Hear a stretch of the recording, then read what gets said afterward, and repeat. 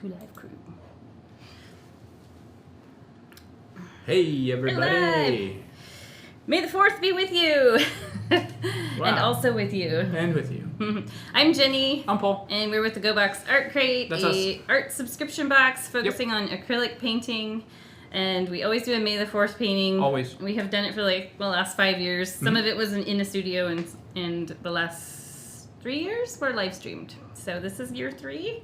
Yeah, we did Chewbacca, we did the Ewok behind us, and tonight we're doing a flight scene with the X-Wing. So you guys might recognize the idea for this from The Force Awakens was actually TIE fighters coming in. And I tried to do that with the TIE fighters, and it just didn't look right. Like it looked, a TIE fighter was Why like... didn't you bring that one to show everybody? I should have. It's like literally the simplest thing. I mean, it's a circle with 2 lines and 2 lines. I'm normally pretty diplomatic, but I went about your paintings when I went in. You were just flat I was out like, rude. no, no, that's not. We need to change it. You were like totally like the Emperor and just flat out mean. Yeah. She shot force lightning out of her eyeballs, and I can be like that sometimes. my skeleton showed, and so let's zoom in. Let's show the painting up close, so let's zoom and in. the colors. Here we go. Hey, it was totally like a cutscene. It was like a cutscene. All right. So yeah, this is actually it's a lot of fun. We don't have instructions with this one, so like if you get our monthly subscription box, we send the instructions with that.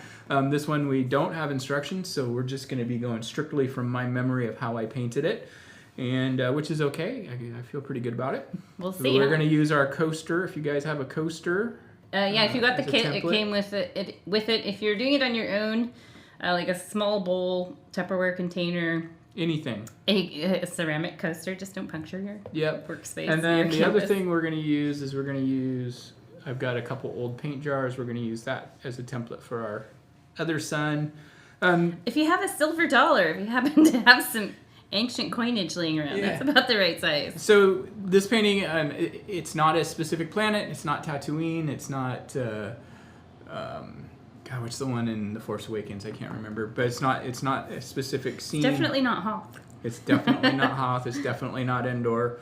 And so we're just going to have fun with this one tonight, and we're going to freestyle. We're going to learn a lot about sunsets and clouds, and then towards the end of the painting, we'll start putting in our X-Wing fighters, and we'll learn how to make them look closer and farther away and all that fun stuff. And this is just, if you wanted to put a spaceport in here by putting some lights and stuff in there, we could do that if you want.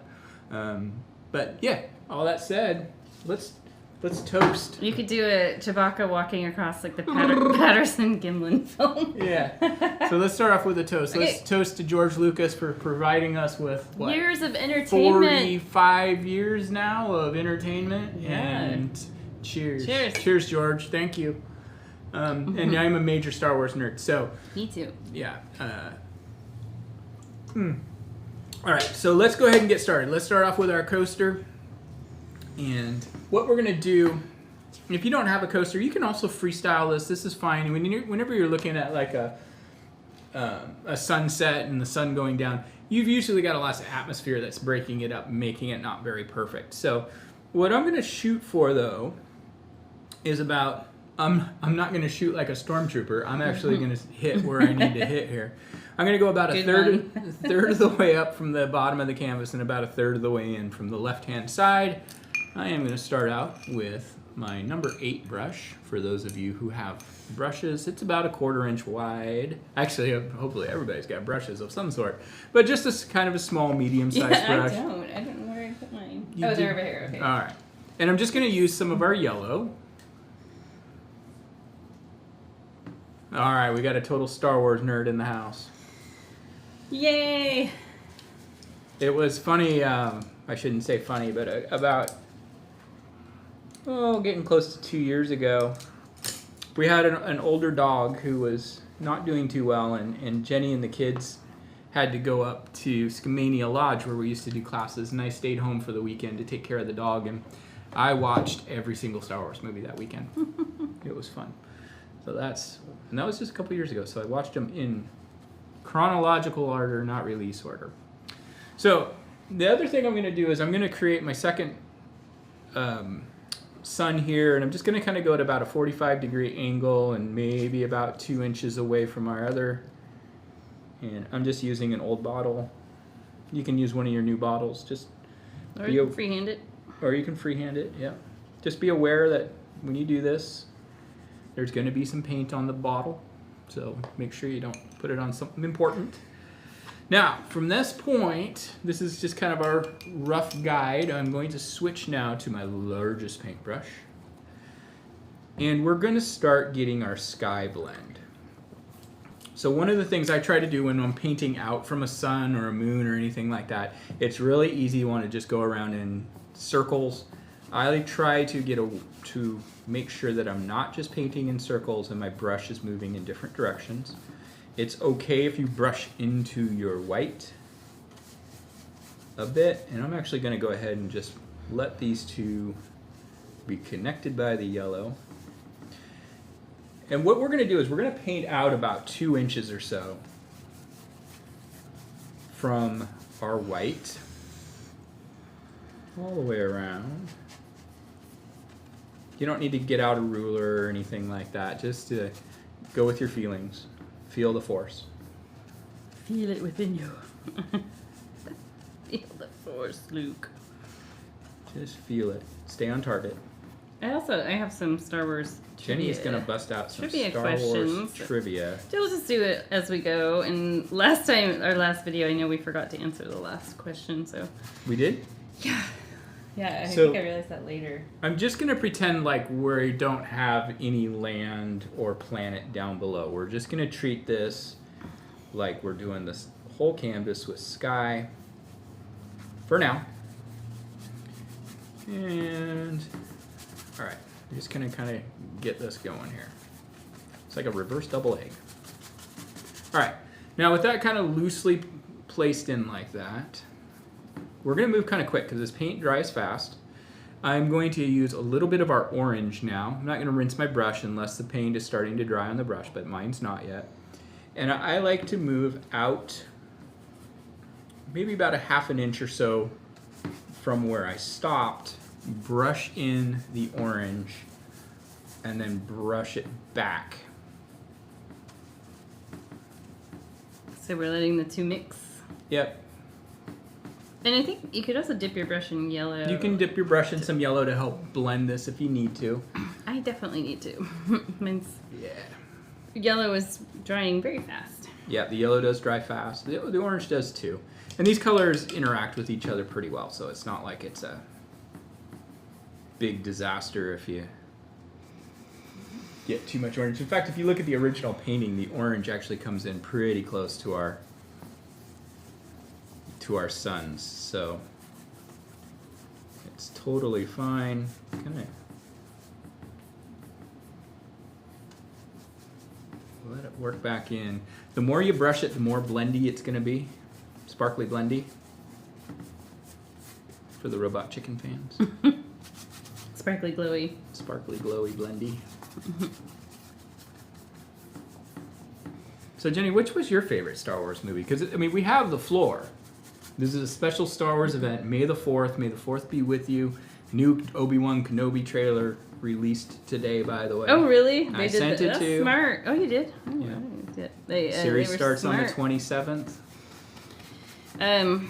So when I was a kid, I would say Return of the Jedi because I liked the Ewoks a lot. Okay, fair enough. I mean, But I mean, I was like, how old were we when that came out? We were in grade school. Yeah, so we were very young, like young grade school. And, but as I think being older, I don't know, it's a toss-up between... By the way, real quick, we're going to move out about 2 inches again with the orange, Okay. so... It's a toss-up between A New Hope and Empire. I didn't really... Like, the other ones were fun, but I think because those originals came out in our youth... Yeah, there's a nostalgia to it. Yeah. Yeah, for sure. I did not like the Jar Jar Binks era. You know, it's funny, though, because, like, a lot of the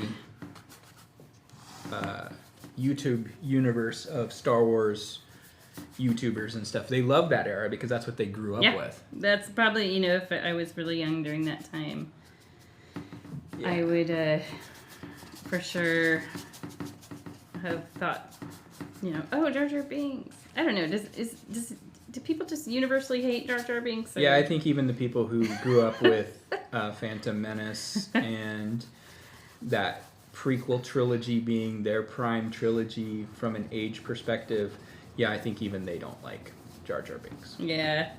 Well, the acting was really wooden in it, and I know that like a lot of that kind of comes from the directing, from what I understand, because we know Natalie Portman's an amazing actress. I haven't really seen a lot of things. And Liam Neeson's a good actor, and he actually did a very good job. Ewan McGregor's a good actor, and Christopher Lee is a good actor. Well, he did really good in that too.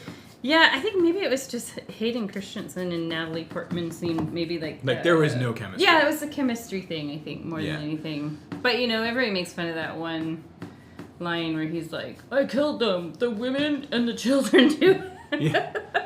And we can't make fun of Jake Lloyd. He was just a little kid, and he's had a lot of PTSD because of all that. Poor buddy. I think he actually... Did he really have PTSD Yeah, he did. from He's the had fame? a lot of psychological issues. Wow, that's too bad. So, okay, next thing we're going to do, I'm going to give my brush a quick little rinse just because it's paint's starting to dry a bit.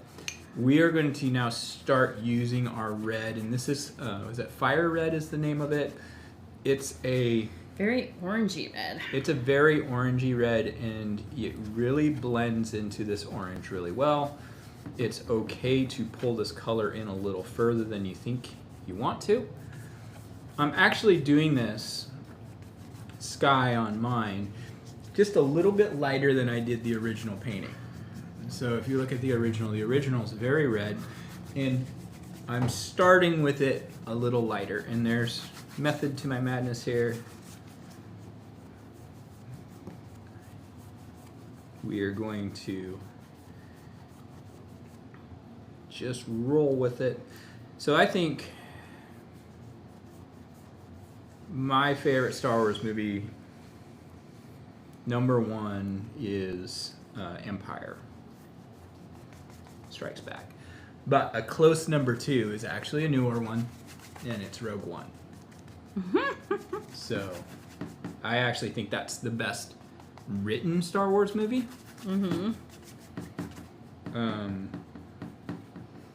But yeah, that's my second favorite. And if it were just straight up, which one do I think is a better movie, I would go with Rogue One. But the nostalgia factor for Empire Strikes Back wins out there. There, I said it. No votes for The Last Jedi, by the way. I don't really remember a lot of the last 3. I remember liking the very first one that came out. Force Awakens. Yeah, and I have a lot of memories of that one, but the others kind of just like, oh, okay. Yeah, it felt rushed. Let me ask a trivia question. Okay.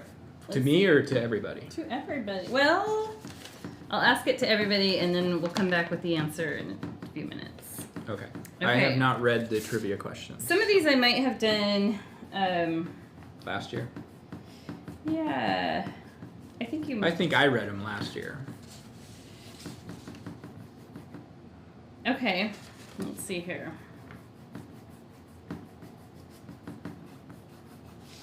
I'm just looking. By the way, just while she's looking, don't worry about getting this all blended out and smooth and even. That doesn't need to happen. Letting brush strokes show and be visible is what makes it a painting and not a Photoshop creation. So just let it do its thing. Let it be organic. Okay. What does the TIE stand for in TIE Fighter? And we'll just give a few minutes. If you want to type it in, if you know the answer, try not to Google. And then we'll call that out. Do you know what it is? I do. Did you Google it? No. Did you see me pick up my phone? No. No, I meant but when you did the painting. No. It's actually an easier answer if you think of it as like an acronym. Yeah. It stands for something.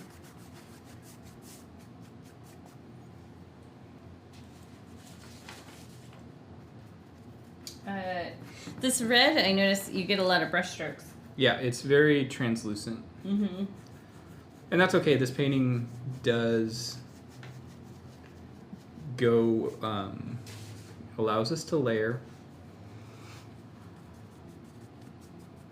You know, I saw a lot of people wearing Star Wars shirts today, just out walking around. I had to drive in and go to the UPS store, and I was like, oh, sweet. Really, people really are getting into this May the 4th thing. And I don't remember it ever being a thing up until maybe 2016, but maybe I just wasn't paying attention. It's been around longer, but I think it's just the social media and stuff has made it much more of a thing. And then we roll right from that into Cinco de Mayo tomorrow. Yeah. So maybe next year we should do like Jabba in a sombrero. That would be fun. I like it. Just kind of do 2 with 1. Daniel, the answer is Blue Harvest. What? That's true. What? It's true. That was the code name for the Star Wars film. Okay, Daniel, you just showed your absolute Star Wars nerdiness right there.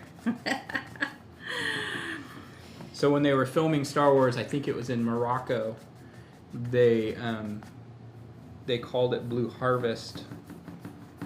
How did you know that? Because I pay attention to stuff. Okay. I've watched every Star Wars documentary there is.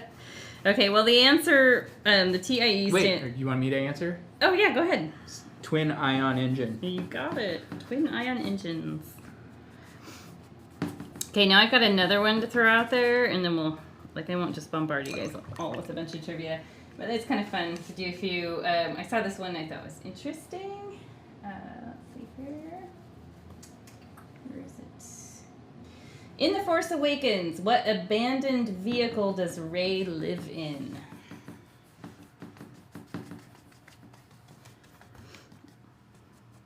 I know what the answer is. Do you? I do. It's only because you just watched all the movies. That was 2 years ago.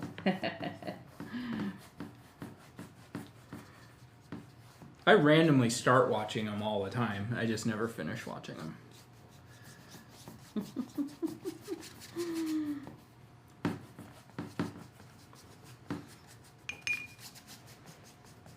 Do you ever find out that somebody you knew growing up was a Star Wars fan and you're like, I didn't like you enough for you to be a Star Wars fan? What? No. Mm-hmm. That must be just a... It's a me thing. Yeah. It's a gatekeeping thing. You gatekeep. I'm a bigger Star Wars fan than that guy could be.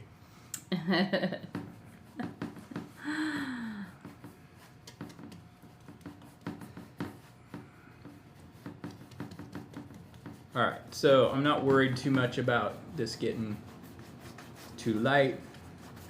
I'm going to kind of brush this out so it helps speed up the drying process a bit.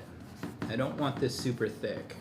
Yeah, so a lot of people will probably have trouble with the blending through here. Yours is really nice and blended. I know you work really quick.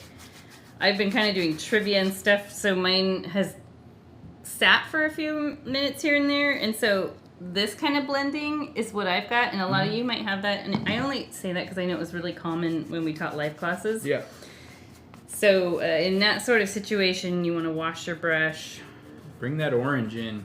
Clean it, dry it really good, and start with very little paint, working from the lightest colors out to the dark.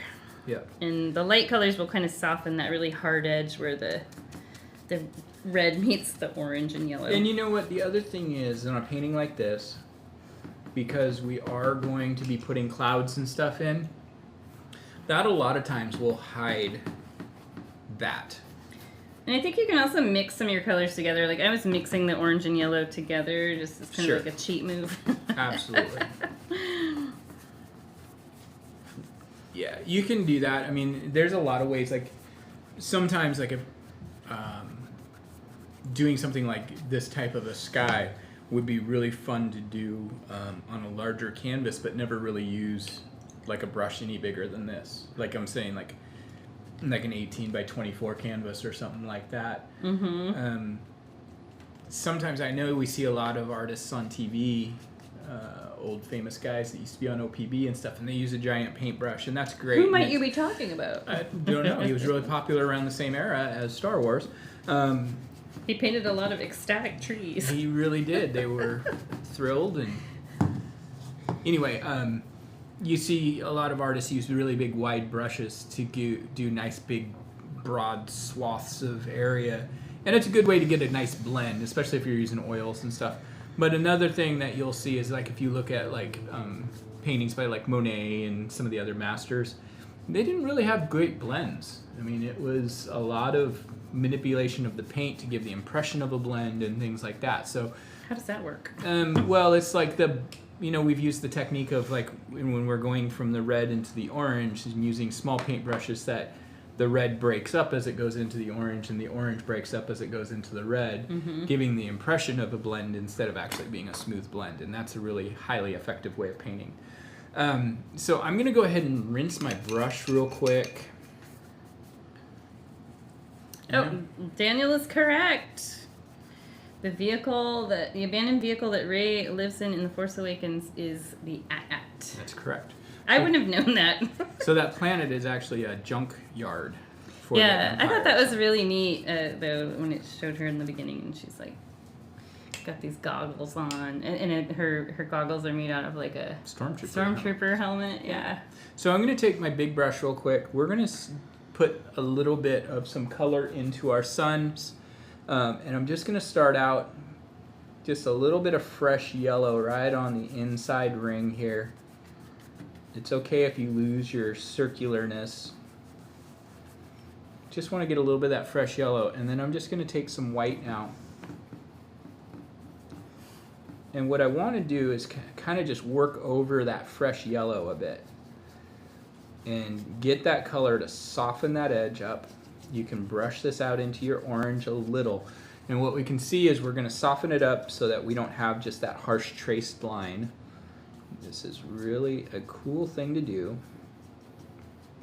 And we're going to pull some of that color, some of that white and some of that fresh yellow that we just put on. We're going to pull that into the center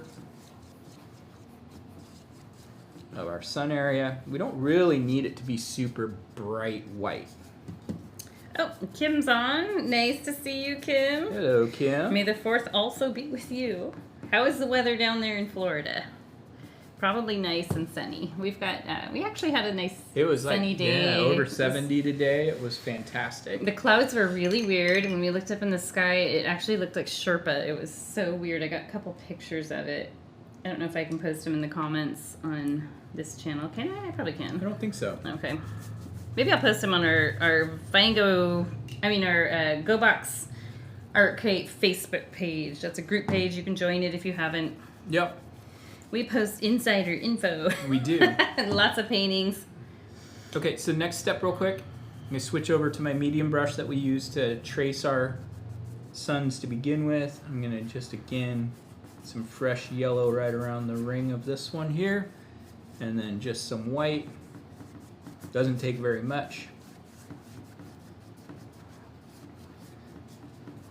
And again, it's okay if it distorts out a bit.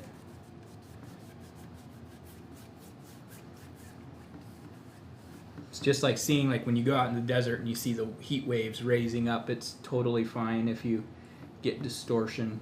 Mid to high 80s, going to be 90 tomorrow. Pool is beautiful. Wow, 90 degrees in May. That is so unheard of here. But Florida, it's probably normal. They're actually not sure. I was reading an article the other day that they said they're not sure if La Nina is actually going to go away for a bit, and we might end up with a cooler. Oh, I hope. Damp. I don't like the heat. It'll probably still get hot, but we might have a damper summer than usual. Maybe we won't have 116 degrees in June like we did last year. That was so unusual. I was just like, remember, I worked outside. Should I be concerned? Yeah, we had to have new AC put in that. It was very nice. Thing that sucks about owning a house that's That was a nice $8,000 expense. 25 years old as everything starts going out at the same time. Everything is going out. So last year it was the AC. And also there was some other appliance, the dishwasher. Yeah. Which it wasn't old. It was like maybe 8 years old. But this year year's the roof. So we get an even larger expense than the AC this year. But yeah, our house is built in 96. And we've done so much personalization to it that it's like, I can't think of moving to a brand new house. Oh, yeah, we won't move to a new house. Well, I want a farm. All right. Will you live in an AT-AT? I might. My blending is not going super That's right. Don't well. worry about the blending so much, because what's more important is getting a foundation and letting that foundation dry so that we can work on our clouds, which is what we're actually going to work on next. Okay, I haven't done what you've done yet. The red is... So here's the original. You can see I've got a little bit lighter sky this time around, and that's okay. I'm going to... There's a lot of peachy stuff going on. Yeah, I mean, that's kind of... I do in the new one, too. Mm. But what we're going to do is we're actually going to... this a lot of times, like when we do a painting, we do the prototype and then we go do another dry run with it with doing the instructions. This is literally just the prototype. So there's some elements about it that we're going to kind of slightly address during the process, which will make the clouds feel a little bit more natural. And so I'm going to take the liberty of being like, okay, we're doing this on the fly a little bit, and I'm just going to roll with that. So what we're going to start off with is we're going to start for our clouds. And I don't like using the term clouds because then people think of puffy, cartoony clouds. And to some extent that has a time and a place. And there are elements of those clouds that belong here. And then there are elements that do not. So what I'm going to start off with is I'm going to start with my largest brush. And I'm just going to take some of our red. We're going to use our red as kind of our darker foundation color. And just starting down here. Now I know we're going to have mountains and stuff going in this foreground, but this is a great area to start practicing. I'm going to start in this lighter area with some red. And I'm loosely going to pull this across until it disappears into our background. Then while that's still wet, I'm going to go ahead and grab my medium-sized brush that we just used. And I'm just going to start lifting this color up. I've got a little spot there that's wanting to lift the paint, so you have to be careful that you are not just lifting paint, so which can happen. So make sure you've got enough paint on your brush. And just kind of start blotting in. And I'm just going to work until this disappears into our background. And this is where this is going to differ from the way the original painting looks. We're going to have a much better... Why don't you show us the original? I just did. Oh, sorry. Yeah. But this is going to give us... I'll go ahead and show you. So this painting, the one thing that's a little bit funky to me is I feel like these clouds in these areas, they don't have the foundation depth we need. Mm. So by laying these out with our red to begin with, that'll give us the depth of color we want and need. And I'm going to go ahead, I'm not even going to use that large brush this time around. I'm just going to start a little bit right in here, let this kind of go over our sun a little bit. And I really always start kind of with the bottom edge, which is going to be pretty close to flat. Looks like a dragon. It does. And then I'm going to work up. Do a slight puff. To a slight puff. And you can add these extra little soft bits. Daniel says it's at or AT-AT. AT-AT, you nerf herder. I actually don't think there's an official pronunciation. Remember that short video, that AT-AT afternoon? And it's like the animated toy one that it acts like the dog. I saved that YouTube video. It is so cute, and I love the music in it. It's called at Morning Afternoon or something like that. It is so cute. You guys have to watch it. It's on YouTube. At Morning Afternoon, I think is what it's called.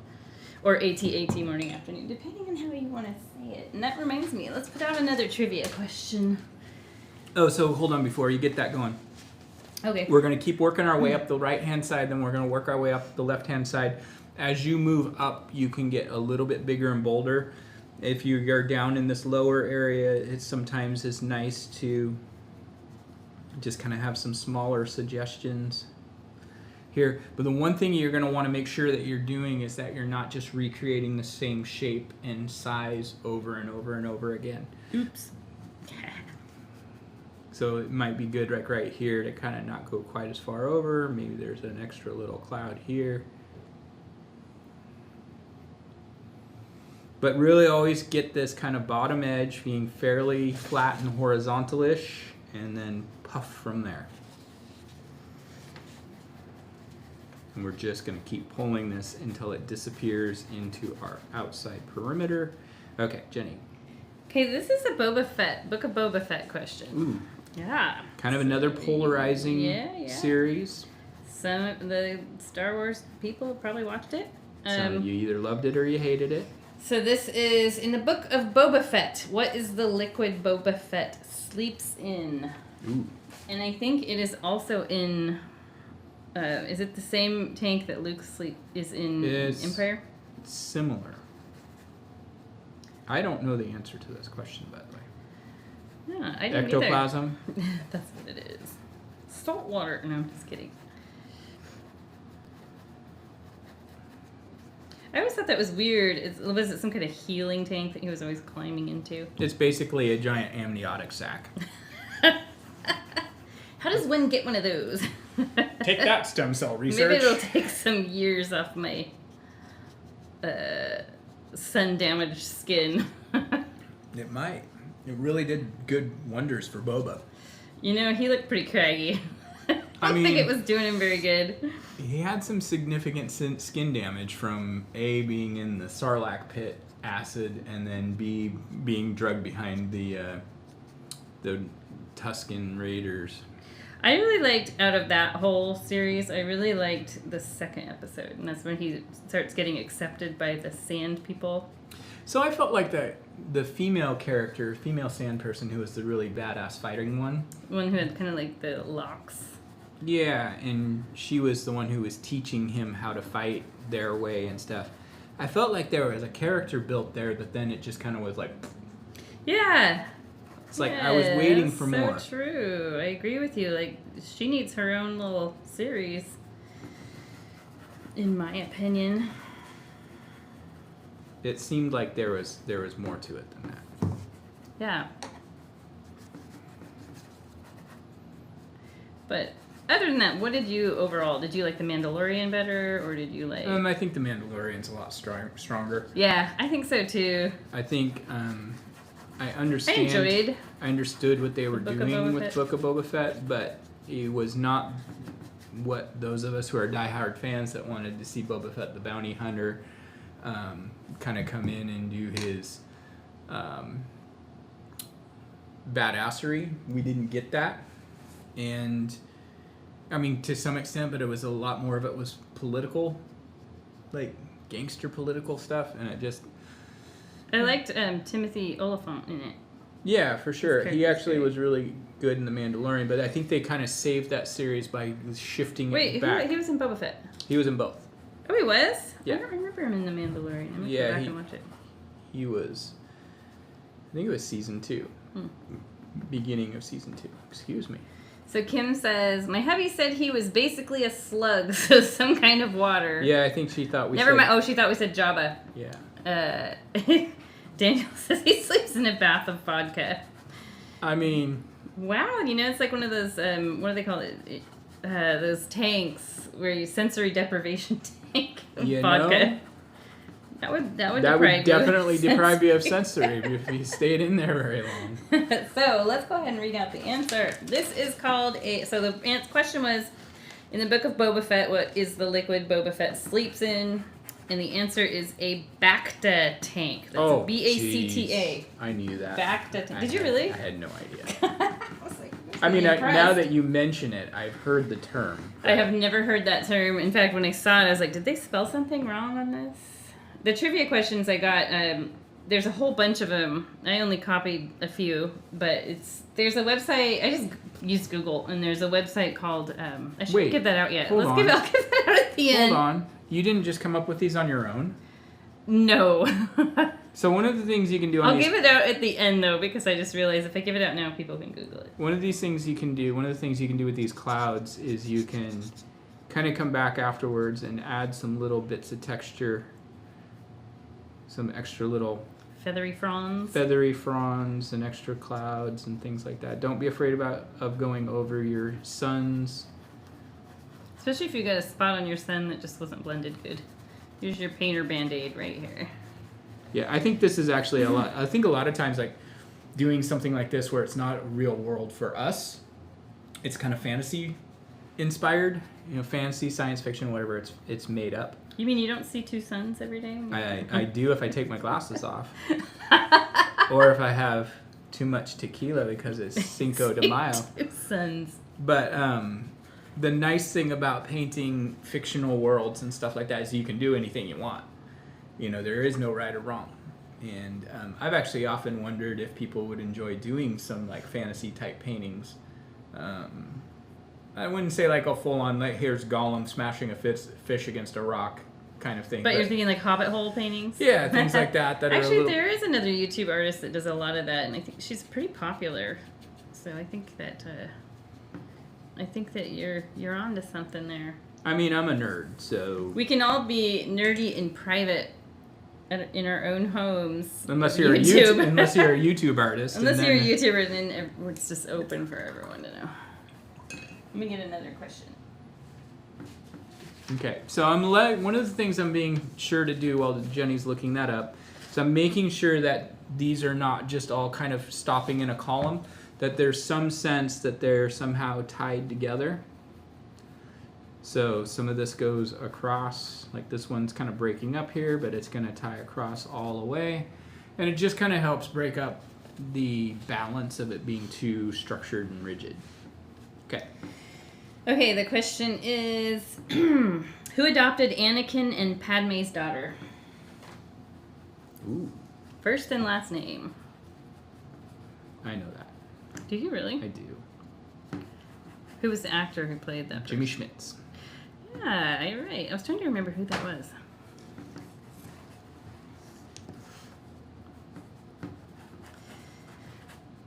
I think it's neat that the new Kenobi series, they've got Hayden Christensen actually playing Darth Vader.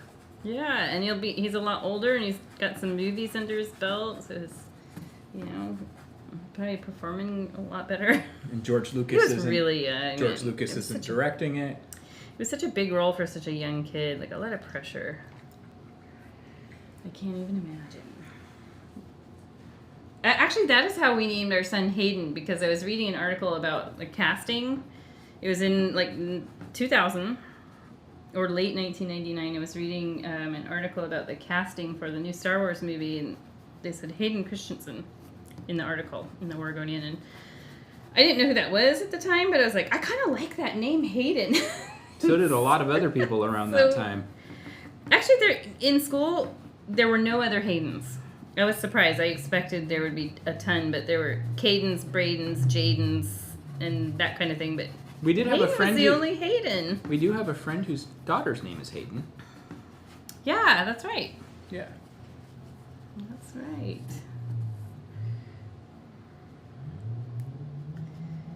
Okay. Yeah, so just keep working at this. One thing I want to do is I think I'm going to keep this a little bit more unbalanced.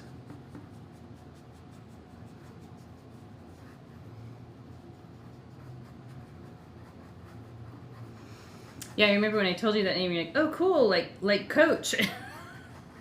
Oh, that's right. The Coach actor, his character's name was Hayden. Coach Hayden? Or I don't know. I never watched that show. You did. I didn't watch that show a lot. Craig T. Nelson, we just watched him in that movie The Proposal with Ryan Reynolds and... Oh yeah, I fell asleep. I've seen that movie so many times. I just was like really tired and like, okay, I can sit this one out in La La Land. There we go. Oh, okay. I should have looked. Yes, Daniel with Bail Organa and Mrs. Bail Organa. You were absolutely right. So this one has it spelled B-A-I-L. You have it spelled B-A-L-E. Uh-oh. Christian Bale. So I don't know which one's correct. I'm going to guess you're right. The spelling police is on patrol. Well, this random website, it wasn't a Star Wars site at all, so I'm going to trust Daniel on this one. It seems kind of different spelling. So this left-hand side, one of the things I'm doing that I like a lot better than what I ended up with on the right-hand side is I'm breaking it up a lot more, so there's a lot more texture coming in around the clouds so that they're not quite so rigid. And that's something that's really easy to get into the habit of just kind of all kind of being the same kind of length here and stuff. And so I'm working to try to eliminate that patterny predictableness. Now, Daniel, are you actually painting tonight? Yeah, we got you the kit, man. Yeah. Daniel actually stopped by my office for a couple hours today. It was good to see him. He hadn't seen my new office. Which, should we tell people? What? We're going to start filming someplace different. Oh, yeah. Yeah, we are. That'll be pretty soon. Probably not next week, but... This building we're in is absolutely amazing, but we leased it out with the intention of doing wine and paint classes here, and it just hasn't come to fruition. It's just not something that we have the energy for. That and the building's got some issues, like a big leak right in the middle of the main Yeah, road. it's a 112-year-old building, and... Amazingly, that's about how many thousand it's going to cost to fix the roof. Yes, it is indeed, but it's a beautiful space. It's just not meant for, like, I want to have somebody put their business in here. Right now we're just using it for filming and storage, so... We literally are using like a 10-foot by 10-foot area. Yeah. So, probably next month, I'm thinking, you'll probably see a new background. I think better lighting. For sure, better lighting. Yeah, I've got a lot of bright lighting. We just don't have this fabulous brick wall behind us, but we'll have a mural. We'll do a mural or something. Yeah, we'll do something. Just had to happen to have enough room with my other business that we got room to combine the two spaces. Daniel just guessed on that name. That's pretty impressive. Way You to go. are for sure a Star Wars nerd. It should make you a medal that you can wear. Geek check. Okay, what's that show that we sometimes watch after the Den of Nerds. Den of Nerds? Yeah, Den of Nerds is pretty fun on YouTube. Just stay away from Mike Zero. That guy is... Just stay away from Mike Zero. I don't know who that is. That's all right. Okay. He is like, his whole videos are always just fully loaded with the first 2 minutes being keyword, keyword, keyword, keyword, keyword, keyword. He's a smart YouTube He's like, marketer. the Star Wars films created by Lucasfilm. Star Wars. Yeah, keywords are how you get visibility on YouTube. Written by George Lucas, produced by the Disney Corporation for Lucasfilms by Star Wars. We know what you're doing, man. We know what you're doing. And then he'll always throw in Keanu Reeves for some reason, just because it hits well. Because it's Keanu Reeves. And Keanu is always trending, so... Yeah. Okay, I got one more question. You got it. For now, I'll do more, but Yep. we'll just throw this one out there. Who was the last one to jump down the Death Star's garbage chute in A New Hope? The last one to jump down the garbage chute. That scene terrified me as a child. Did it really? Yes. It totally terrified me. Should we put the Cloud City, the Bespin floating here? You know, I thought a Cloud City painting would be really cool. But it would be. I mean, you're already torturing people with clouds on this I one. know. It's pretty cloud intensive. Sorry for all the clouds. You can blame Paul. I had nothing to do with this one. I only do the fuzzy, cute animals. Yeah. Like the Ewoks. That's all right. This will all work in the end. Okay. So this is actually, this part that we just did is most of the heavy lifting. Kim answered, I didn't remember, what was the question again? Who was the last one to jump down the garbage chute? And Kim answered Luke. That was a good guess, but it was not Luke. It was genetically close. Genetically close? No, it wasn't actually. You're wrong. Okay. I was not genetically close. All right, so next thing we're going to do, we're going to let all this dry before we start doing extra coats. Because really, this painting is really all about this sky. It really is. The X-Wings themselves are not complicated. The foreground is an afterthought, really. Jenny's getting crazy. She's just doing some orange clouds, which we're going to touch up these clouds with some of that. Well, I just needed a space filler. I didn't want it to be a little harsh red. Yeah, that's fine. You go, girl. I'm okay to do this? You're I have okay your permission. to do that. You have my permission. Because we're actually going to do a little bit of that, but not right now, as I'm doing it. You just got that idea from watching me. No, actually, if you look at the original, it's totally got that kind of thing going on. And what she's basically doing is she's using just orange and kind of hitting some of these lighter spots. You can show, if you want. It's kind of in the... Just like that. Yeah. You got a lot less clouds going on. That's well, good. I've been working a lot slower. That looks good. No, actually, I don't really care for it too much. But That's all right. It'll all come together. Because like one of the things, like this area where I painted this cloud across, that got a little pink because it's going over this pure white. We're going to touch that up, second coat, pretty soon. But the next thing we're going to do is we're actually going to do our mountains in the foreground. And some of this stuff's going to get covered. It's just the way it is. And for the mountains, what we want to do is we're going to use our biggest brush. And it's not really any specific kind of mountain, so it doesn't matter really what we're doing. The main thing is we want to make sure it kind of has a little bit of an organic feel to it. So I'm going to take a little bit of our red, a tiny little dot of black. The ghost of Carrie Fisher. Huh? That was Daniel's answer. The ghost of Carrie Fisher is the last one that jumped down. It could be. So I'm just kind of mixing up this kind of maroon color. We'll come back in with some black and stuff later. But I kind of want this to be very simple, straightforward little brush strokes. Like I don't want to get too carried away with trying to make like perfect mountains. So really all I'm doing is I'm starting out with a little peak here and just dragging away from the peak. And kind of fill this in a bit. We can always darken this up. So if it feels too light to start with, that's okay. We'll darken it up later.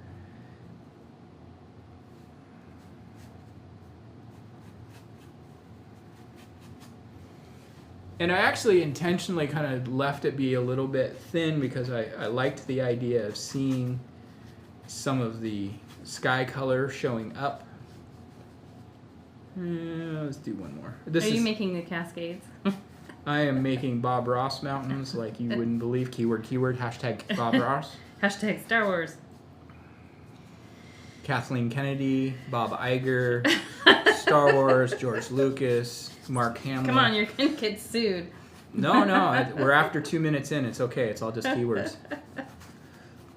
We're not showing any intellectual property of Disney Incorporated or Lucasfilms or Industrial Light and Magic. Okay, stop. Learn. Hashtag keywords. So the answer to that last question, who was the last one to jump down the garbage chute in A New Hope on the Death Star, was Han Solo. The guy in the vest? Yeah. Yeah, it's funny. My sister, she was so young. Gosh, she must have been, I don't know, 4, really She wasn't young. even born yet when the first movie No, came she out. wasn't, but when she first watched where she could comprehend it, and she had the hugest crush on Han Solo. She just reminded me of that the other day we were on the phone. And I was like, oh my gosh, you totally did. It was funny. I mean, he was a nerf herder. He was pretty funny. He had those like quick, witty one-liners. So again, I'm not really worrying about what's behind what I'm painting now. As with almost all of my paintings, I like to scoop up a little higher on the outside edges. It helps funnel the eye back to the middle. I'm just going to kind of loosely, I feel like this needs to...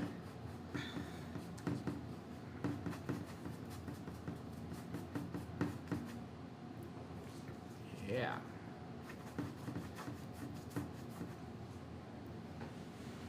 I think maybe on the original painting that I did for the photo, I think maybe this was a little too rough feeling. Like jagged, not jagged, but like unrefined. A little too sketchy. And I don't mean sketchy like that guy and like Boba Fett and Jabba's palace standing off to the side looking sketchy. No, not Boba Fett. Let's go with Lando dressed up as a bounty hunter hanging out in the corner. What was the movie we saw him in recently? Billy D. Williams? No, never mind. I had him mixed up with another guy. It's a guy I always get him mixed up with. Carl Weathers? Yes! I don't know why I always get those two mixed up. Because they really don't look that much alike. They don't. I'm trying to think, what... Are you sure it wasn't Billy D? Maybe it was Billy D. It was Billy D, but what was it?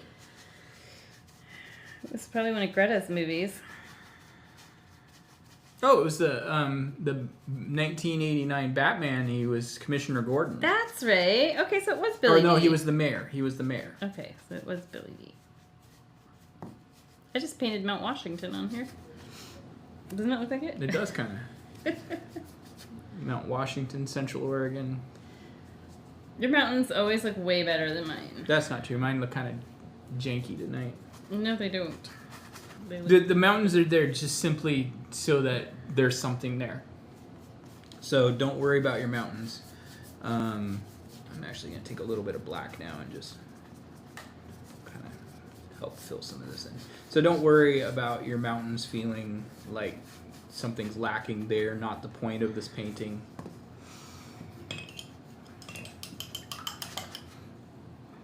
You know, just kind of throw some little dark splotches in here. So we were actually going to do a couple paintings and just stream them on different days, and I think I'll have to save mine for next year. But it was maybe next year we should do like a May the 4th. It was a bantha. box. Mine was going to be a bantha. Do you remember I showed you the picture? It's like I gotta paint one of those. It's so cute. Bantha fodder. Bantha fodder. What were you going to say? I don't know. All right.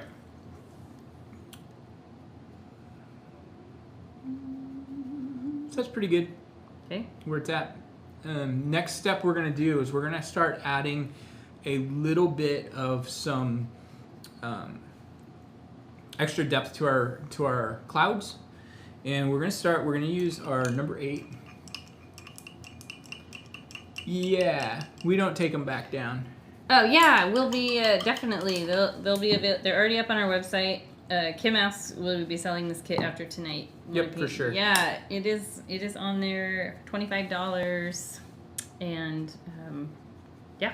Okay, so I'm mixing together just a tiny little bit of black with some of our red, and I don't want a lot of paint on my brush, so I'm just going to kind of work some extra off. And you can kind of start up in these corners. And this color is actually fairly transparent. Oh, this is a scary step. Yeah. If you are scared of clouds. Yeah. So the reason I'm starting on the outside edges is I want to think about starting on these outside edges and kind of just pulling this color towards the middle. I want to leave the bottom edges of these clouds kind of intact top edge is kind of intact. And I'm wiping my brush off and letting the brush just kind of pick up and lift and move some of this paint around. The key here is starting out with very little paint on your brush. You can always add more. It's hard to take it back off. So little bits at a time. You could even use a slightly smaller brush if you want to control that a little bit better. But I'm just adding some extra little depth. And start like right in here. You can kind of bounce around a bit. Sometimes I like to bounce around because it just helps my brain a little bit better in how we start putting all this stuff together. But you want to really start, again, small amounts of paint.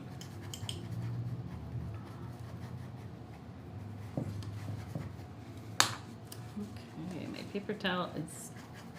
Oh, no, Jenny. No. I didn't make it into my... Jenny beverage. Almost washed her brush in her beverage. It happens to all of us. I caught myself about 1 inch from the liquid. Okay, so you're just using that red and black mixture? Yeah, and it's more red than black. It's just a tiny little bit of the black.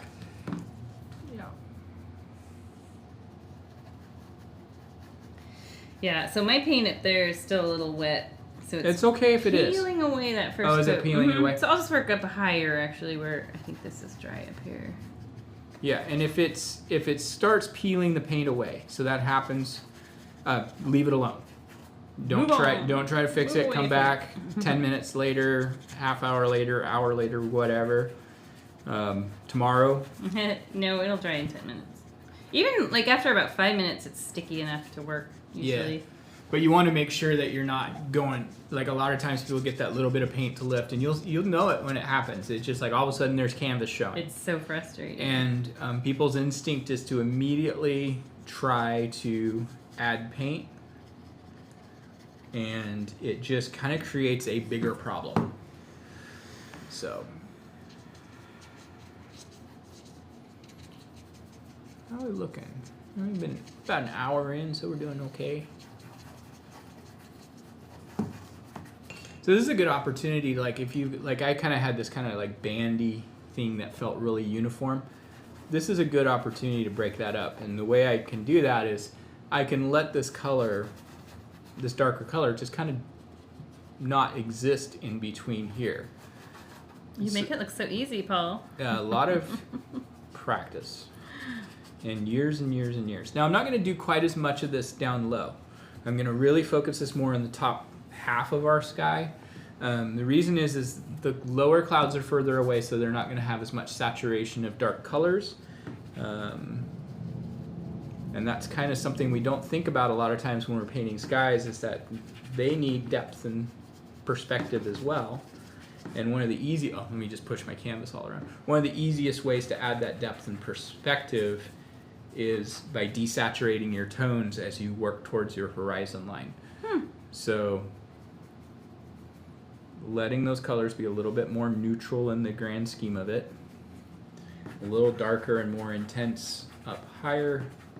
Because technically when you're looking at it, this is the clouds that are the clouds at the top are the ones that are closest to you visibly. The ones away are further away, and ones down, I should say. And so they're not going to be as saturated and intense. I'll do another quick trivia question. Do it. What is Count Dooku's Sith name? What is Count Dooku's Sith name? Now, Count Dooku is played by Christopher Lee, a.k.a. Saruman from Lord of the Rings. Yeah, we're into that nerddom too. I actually think a Hobbit hole painting would be very much up your alley. Yeah, it would be.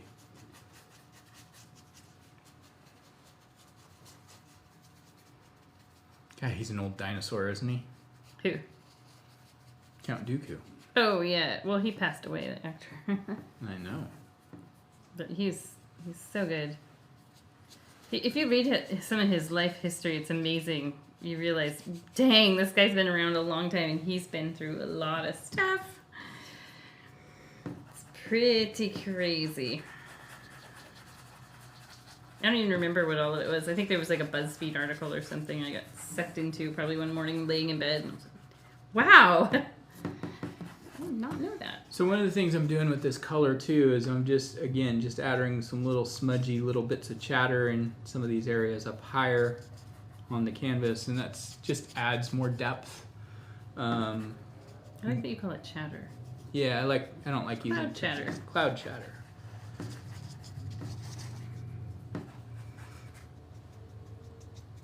But you can see now, like when I showed this one that we're working on now versus the original, there's a lot more depth. Even though the original clouds are just as dark, you see I'm showing here, Jenny? Mm-hmm. The new ones have a lot more depth. They're softer looking. Mm-hmm. And it just... And you said to keep the dark parts mainly up higher. Yeah, and as you work your way down, you can just add a little bit more red to your mix. And another thing too, like I got one that was a little dark, and so I just glazed over it with a little orange, and that worked really good. And a lot of times you can just wipe your brush off and pick up the fresh paint, or scrub it out. Yeah, true. All of this is all just texture. Texture of something that's in constant movement and has no real texture, because clouds are vapor. And that's something people wonder, why is it hard to paint clouds? Well, it's not. Clouds don't have shape and structure to them. They're just vapor that's hanging out and actually constantly in motion. So that's the hard thing to, if you really start thinking about that from that perspective, you can kind of understand why it's hard. Is because it's hard for us to wrap our brain around what a cloud's supposed to look like.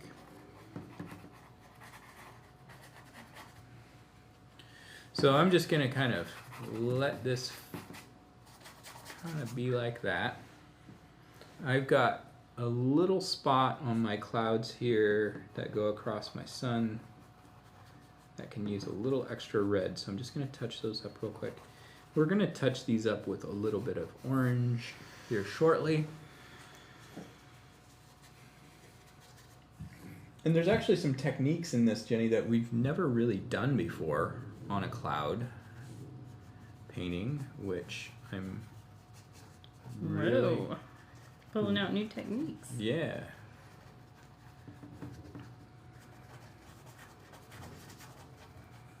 Never stop learning, right? Yeah, I remember I used to be like, why when Paul paints clouds, he often uses brown. Like, why in the world does he use brown? And then I looked in the sky, like out on walks and stuff, and I'm like, dang, those clouds are brown. Yeah. It's just something about it just depends on the colors. way the light and stuff. So I'm actually just mixed up a little bit darker. So I just added a little bit more black to my mix up in these corners here. Yeah, your clouds are a lot softer in this one. Yeah, but they're just as dark. And that's the thing, is like they're just as intense. Mm-hmm. But if you look at the way my brush is moving... I actually prefer them softer. Yeah, I do too. That was the one thing that when I did the original painting, I got all done and I felt like, oh, these clouds... You felt like it was your rough draft, but you were still going to go with it. Yeah, nice. Well... No, that's not what I meant. I felt like it was a little too harsh, the clouds. So I'm just taking a little bit of darker of that mix up in these top corners. Just a little tiny bit, just right at the very top corners and into our masses a bit. And that just adds a little extra depth. It takes a little bit of depth away from the lower part, adds a little bit more at the top, and then it starts to feel more perspective-y. Let me answer a question real quick. Okay. So, what is Count Dooku's Sith name? It is Darth Tyrannus. That's why I said he's a dinosaur, like Tyrannosaurus. I should have asked you if Rex. you knew. Did you know it? That's why I said it was like a dinosaur, like Tyrannosaurus Okay, that Rex. went over my head. You got to stay up. I'm a little scattered today. I posted some paintings on Facebook right before we started, and one of our friends wants to buy all 3, and I have to tell her that they're not for sale. Oh, yeah? They were birthday presents for good. Well, you can do... Prints. I was planning on having prints made, so... Okay, so now I'm going to switch to probably my second smallest, the number 4, or you guys can use your smallest brush, whichever you feel more comfortable with. You know, that's something that, like, when we used to teach in the studio, we used to get the question all the time, which brush, which brush, which brush? And the real answer is always whichever one feels most comfortable to you. Yeah, like if you're painting a tree, does it feel more comfortable to paint the branches with a tiny brush? Or and you just have to start to learn to kind of trust yourself a little bit, follow your instincts. Different. Like you would probably paint those branches with a big brush. Yeah, I mean, absolutely. We all feel more comfortable. And the funny thing is I've always felt really comfortable with a big brush for doing stuff, but as I'm getting older and painting more, I'm feeling more and more comfortable using smaller brush to do larger things. Oh, hitting the sack. Enjoy the rest of your week. Happy Mother's Day, Jenny. Thank you so much. Happy Mother's Day to you as well. Hope you stay nice and cool tomorrow and enjoy that pool. And happy Mother's Day. And may the 4th be with you. I'm going to give myself a little bit more red here. So you guys actually, this is the same amount of paint that we send with our monthly kits that come with 2 paintings. So you've got enough paint. You could do this twice. You could do it twice. So I'm just going to take a little bit of my red here because I'm looking for some of these thin spots. And I'm using a little bit smaller brush. You could use your smallest brush. You can use your number 4 brush. But one of the things we're going to start doing here is I'm going to start using now some orange. And what I'm going to do with this orange is I'm really going to start kind of focused around this sun here. And I'm just going to start putting in some orange around the perimeter. Now I've got a little bit of red on my brush from before, and that's okay. But what I want to do is when we put this in, we're going to let it kind of blend into the cloud that's going on. So, Mine already have quite a bit of orange, so I'm actually going to be right back. So you can also take any place that's a little bit lighter in the sky, like you got more yellow going on, you can create new textures and edges to your clouds. None of it's wrong. Where you start to run into an issue with it maybe being too much is I will let this kind of go along the edges into a little bit into our darker clouds, but not a lot. So I can use this now to kind of create some little edges, some highlights. And this is where I think I got a little bit too harsh on the original painting. It's getting a little too crazy with these highlights here. And so we're just going to soften this up a bit. Do it along this one here, just right along the edge. And I'll just start kind of almost like I'm outlining it, but then just kind of brush that color back into the main body of the cloud, and I'll kind of soften up so it's not a lot of paint.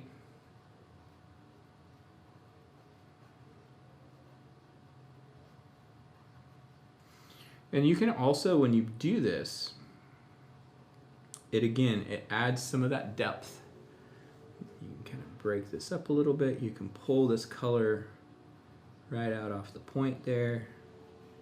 Use this to kind of connect these two masses a bit. And basically, it's okay to just use this orange any place where it's lighter, and you can kind of let it trail into the darker areas a bit, but you don't want to get too carried away with that because it gets too busy.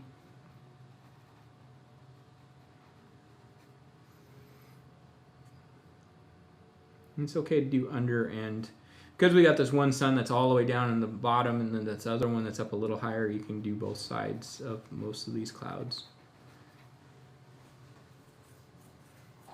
So the more we do with this, within reason, the more we get a nice cloudy feel.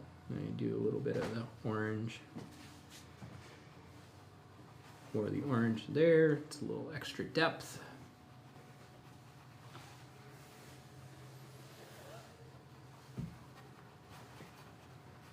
We should have called this painting Rebel Clouds.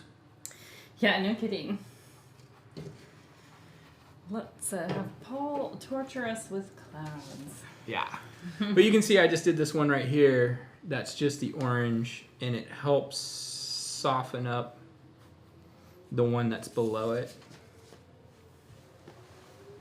Okay, what does the Emperor say is Luke's weakness? That's a good question. Do you know it? Mm-hmm. You do, really? Mm-hmm. I'm impressed. I think I know what it is. I don't know if I know the exact words, but I know the concept of what it was. So if any of you know the answer, you can type it in.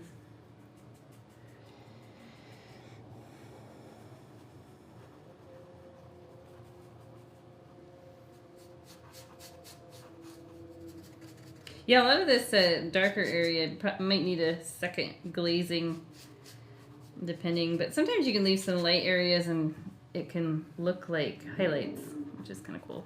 That's actually kind of what the intention was. Like, if you look at this one here. Yeah, I noticed that on yours. That's just the lighter showing through, and I'm like, I'm not going to change that because it already captured exactly what. Was that a happy little accident? No. Yes, kind and of. no?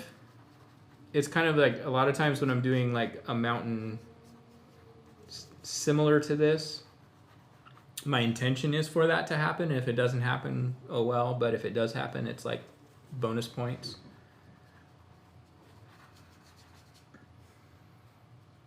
So tedious cloud work, guys. I'm sorry. But it's important. But this extra little step of cloud, let me zoom in, do our fancy clouds. Or zoom in. You look at these clouds up here, they're still very rigid. But if you look at these ones down here, that edge of orange that we're putting in right now just adds just a really a lot of extra life. You can do this all night long if you want to. Do we have to? I said if you want to.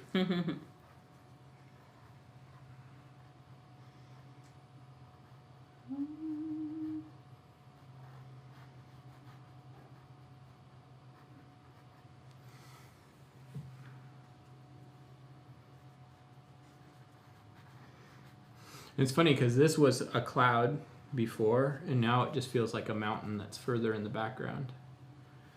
This one right here. Oh yeah. This kind of the blurs the the difference between the two just kind of gets a little bit lost. So for those of you who are Star Wars fans and into 90s or 80s pop culture, 70s pop culture, I started watching finally Cobra Kai. Greta says it's cringe. It's intentionally cringe, though. That's what I told her. I was like, it's made for like Generation X. Those of us who grew up with Karate Kid. And I said it's totally like pulling on that humor from then, like by referencing a lot of this stuff. It's making fun of itself. Yeah. And that's like I don't expect Greta to understand. It was such a teen moment though today. She's like, that Cobra Kai show that Dad's been watching, it's totally cringe. I just started laughing. I was like, well, it's meant to be that way, Greta. Yeah, she doesn't get it.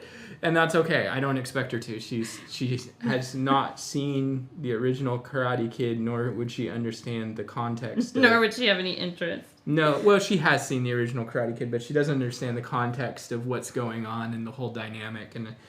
And she's pretty good on top of that, but she sometimes has a hard time of when, like, he's intentionally totally politically incorrect and treating his Cobra Kai students real bad.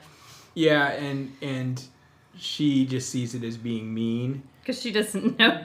and it is. He is mean. You don't know. And that's the point.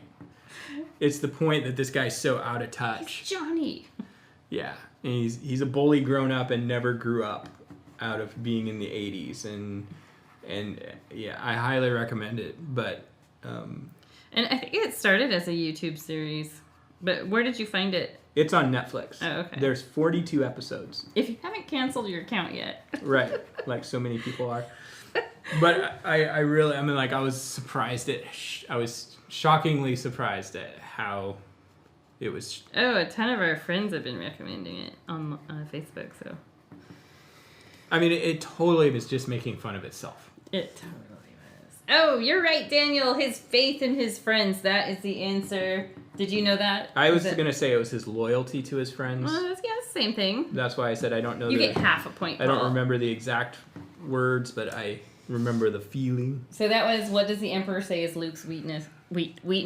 His weakness in A New Hope was his faith in his friends. That was my weakness. Wait, that wasn't in A New Hope. That was in Return of the Jedi. Oh, is that what it said? Well, you probably remember that, yeah. You're right. It was. It was when he gets all like. He's up on the. Gets all. Death Star in it too. with the Emperor.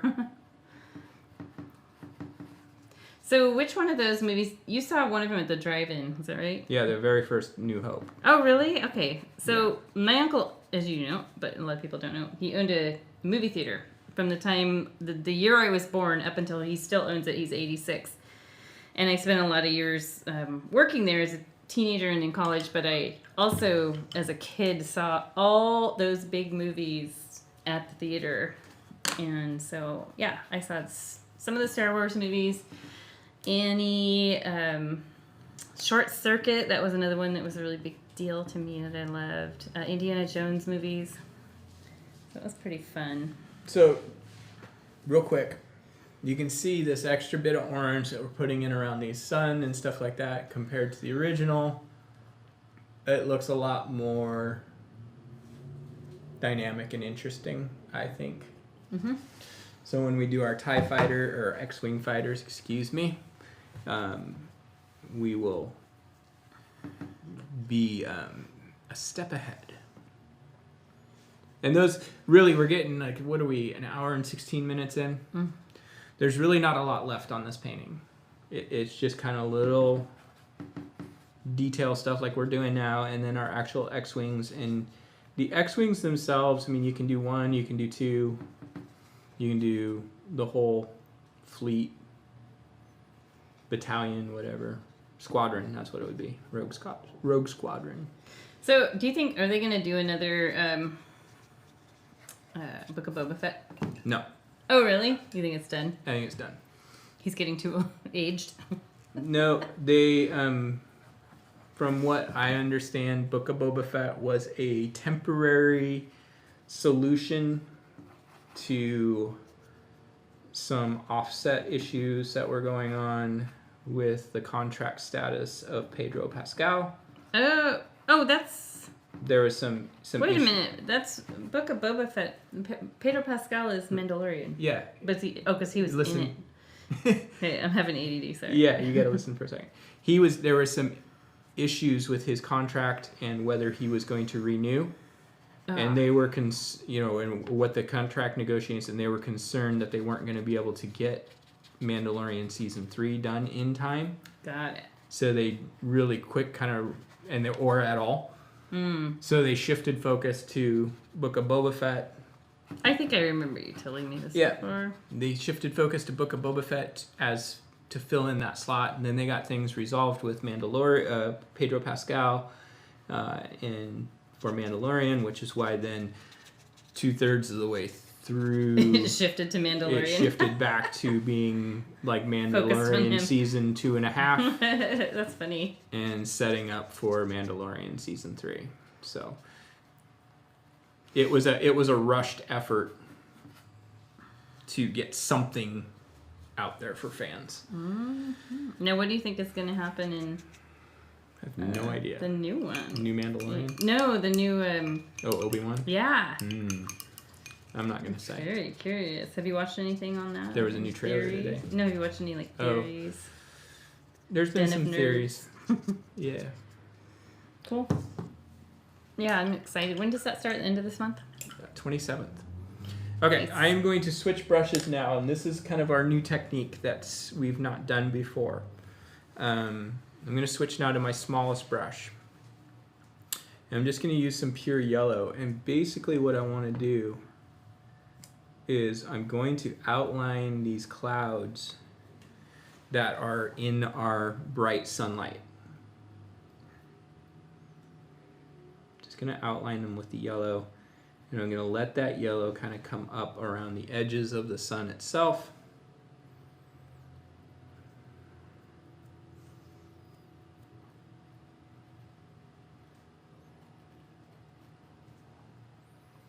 And I'm not trying to blend this out. I don't want to blend this out. I want this to be... Are you paying attention to this new technique here, Jenny? Yeah. Kind of. I want this to be a little bit bold. Just basically I'm outlining these clouds. Kind of sketchy. I saw that on the original. Just using the yellow. And it really adds this glowing sensation to... Epic fail, Jenny. What? Daniel said I had an epic fail. For what? What was it? You'll have to remind me, Daniel, what it was, but I know it was. It was something about the, I don't know. Oh, What was it? Book of Boba Fett versus Mandalorian thing? Is that what you're talking about? No. Oh. I have a lot of epic fails. It's hard to catalog them all. So this little technique, and it really, what it does is it adds this really kind of amazing glow to our clouds and our sun. It keeps softening everything up. And it's just a quick little halo really around all these little clouds. I can see your halo.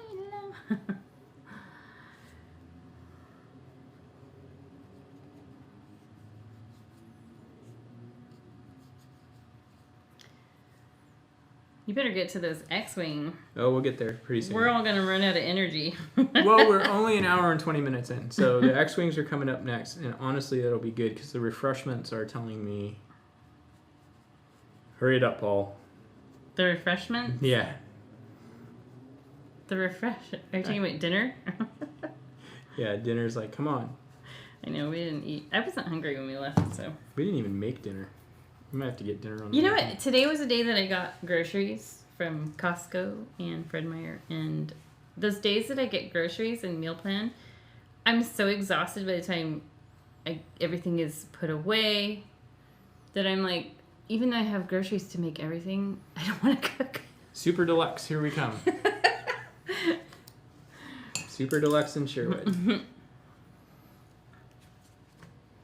Used to be almost as long of a line as In-N-Out when In-N-Out opened in Salem, but not quite that bad. Meal planning is very frustrating in our household.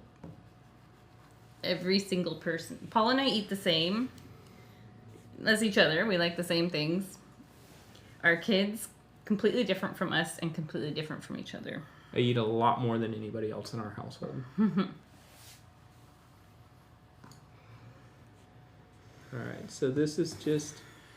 So what this does is it kind of helps the sky and the cloud and the sun. It all comes together with this little hint of yellow. I know what my epic fail was. I was trying to remember it. It was when I said the wrong Star Wars movie. Oh, okay. We were talking about, I think I said A New Hope, and we were talking about a scene. Oh, Jedi. Yeah, we've got that weird delay, so it's always... I got another... Oh, here's a good one. Nobody's going to get this one unless they Google it. I think. Okay. I might know it. What odds does C-3PO give Han for successfully navigating the asteroid field? 37 million to 1. No, that is not correct. Okay. I knew it wasn't. I'm going to do this little halo on the upper sun as well. Then we're going to start getting X-Wings and we'll be done.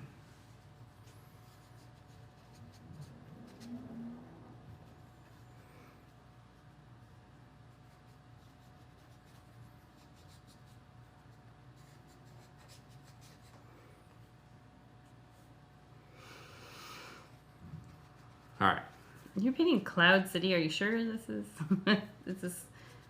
Maybe this is a Cloud City painting. Nope. It's not. All right. That's it. Time for X-Wings. All right. So X-Wings, what I'm going to recommend you do is using our same theory as we did with our clouds. Always just do, if you're going to put an X-Wing here and you want it to be further away, you want it to be just a little darker than that cloud and just a little darker than this bit of sky. And as you get bigger, you want them to be darker. And I think what we ended up, I don't think I did any of them just pure black, but we could. We don't need to do that. We don't need to do that. So I'm going to show you real quick. I'm going to show you how we just do a... So I was thinking about a clock face. Let's see. And I was thinking about like, okay... You can draw a clock on here. That's all right. I'm just going to do it on the... Well, I'll do it right here. If you think about the center of a clock, right there, and if you think about the angles of our X-Wings, if we've got 3 o'clock is directly to the right, 9 o'clock is directly to the left, we're basically going to go to 2:30 and 3:30. That's pretty small. And then 9:30 and 8:30. That's kind of our X shape. Put a little dot on the end of each one, and then 4 motors. Oh, that was one of the questions. I was just going to say that one of the trivia questions was how many engines. And then when you get closer, you can put your little tech droid, astromech droid there. So what I like to do is like start with a small one, and I'll just use some orange in this lighter part of the sky. Right, let me make sure I've got my drip. Yeah, start with a lighter color. Got my drip off. Just in case you can blend it out. Yeah. And I'm just going to start with, here's my center of my clock. You guys probably can't even see it. Oh, I can see it on the monitor. Could people also just draw a squished X? Yeah, for sure. But I was just trying to give like a reference of what that angle is supposed to look like. So pretty small. There's one. Let me go a little bigger so you can see it. I'm going to mix a little bit of red and some orange here. If someone's a really good painter, you can put the Millennium Falcon on there. Falcon. Falcon. Is it Falcon? Mm-hmm. It's not Falcon like the bird? No. Dang. I thought it was pretty good with my Star Wars. Fine. It's probably fine either way. I thought it was pretty good with my Star Wars. Now I'm having doubts. I'm not qualified. It's fine either way. Nobody's going to call you out on that except for me. And Daniel. And I just did. Daniel's not rude enough.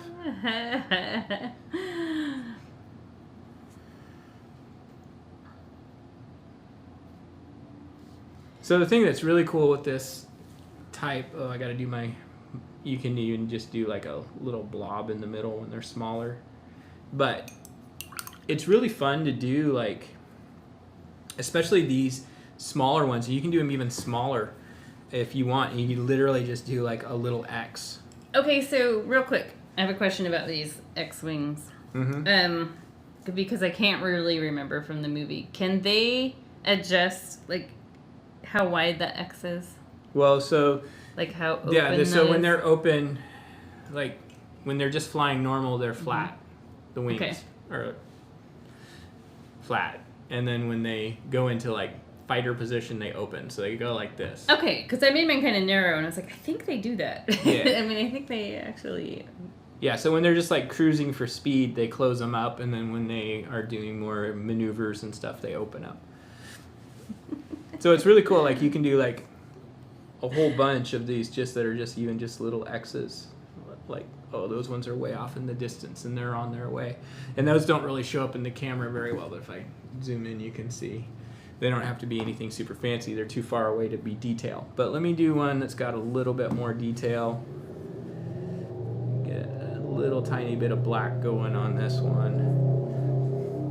The answer to that last question was not very crappy odds, sir, but probably it was crappy odds. What odds does C-3PO give Han for successfully navigating the asteroid field? The answer was 3,720 to 1. So you were correct. You were right with the 3 to 1. I said 37,000. You had too many. No, you said million, I think.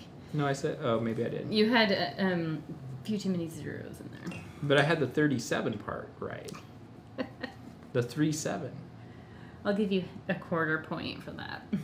I mean, that's kind of impressive. Did you mix red and black for this last one? Yeah, you did. Yeah, for this one. And it's okay to tilt them a little bit, too. They're not all going to be perfectly horizontal. Some of them are going wonky. They're getting into attack position. Actually, drawing the dot first for the center, even if you do like the squished X, like I talked about, is it really helps. Yeah, it gives you kind of a reference.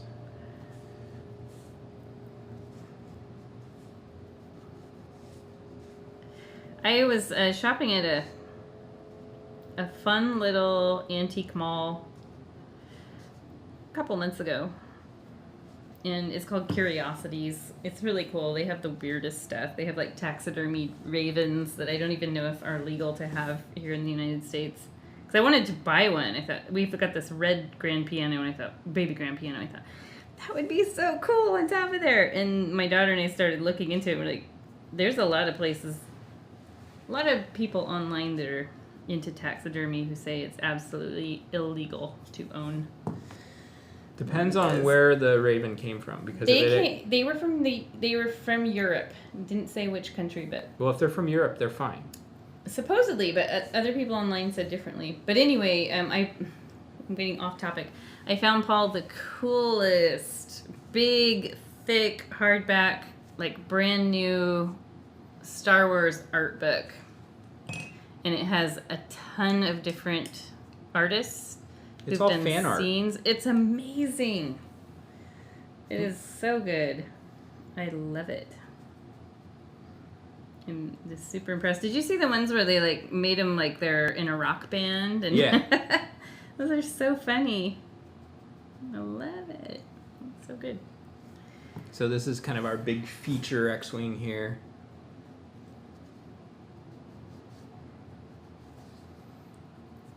This one's got a little bit more going on with the canopy. It's got our motor. Oh, that's a big one. Yeah, it looks like that spider that was out in the garage the other day. Hmm. He went into hyperspeed via our vacuum cleaner. He went into Dyson speed.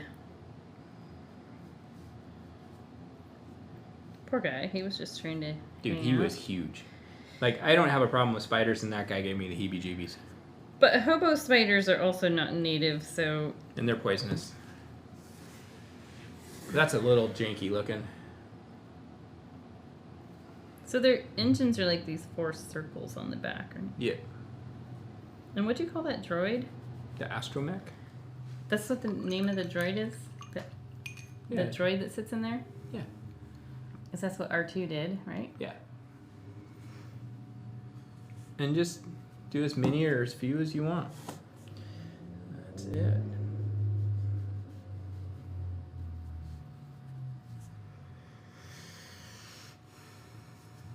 Yours looks like some kind of weird video game.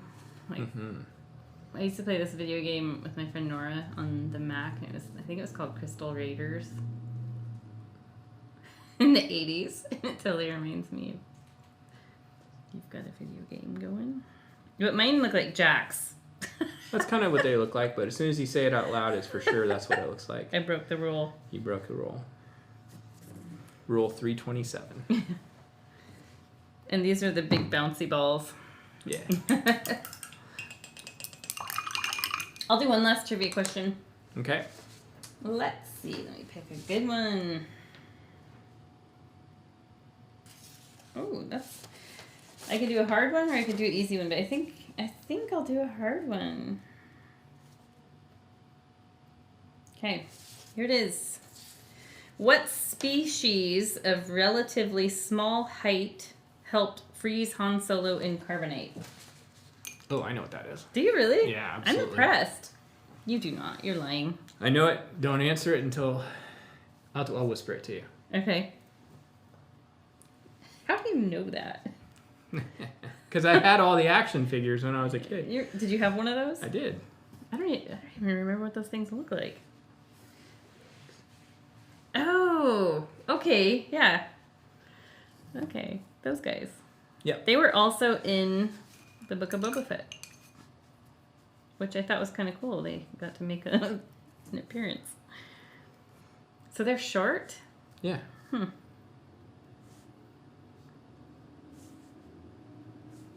I'm now questioning whether I qualify as a Star Wars person.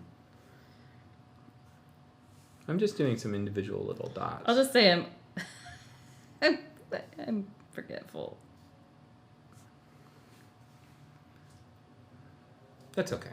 We forgive you. What are the dots on the ends? Those are actually the guns. Okay.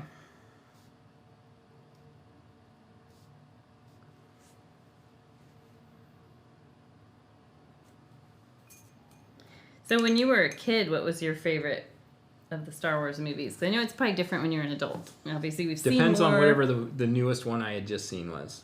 Oh, really? Yeah. That's funny. That's probably how I was, too.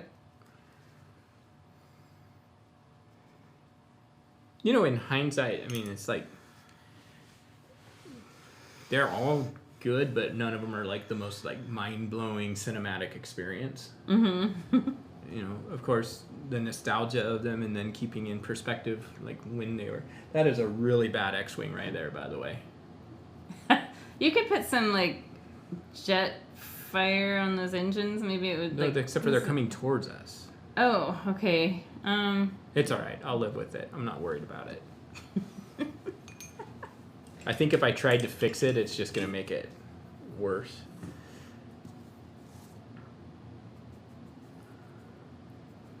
Maybe. We'll see. Let's see if we can salvage this.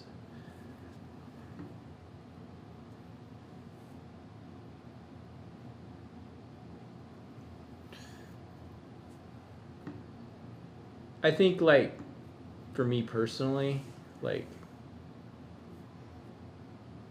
you know, I said I saw the original Star Wars in the drive-in, but I was like 2. Mm-hmm. And so, like, I don't really remember much about the movie. I remember being absolutely terrified of Darth Vader when he would come on screen and hiding under the family blanket. You know, every car has the family blanket, you know. And At the drive-in.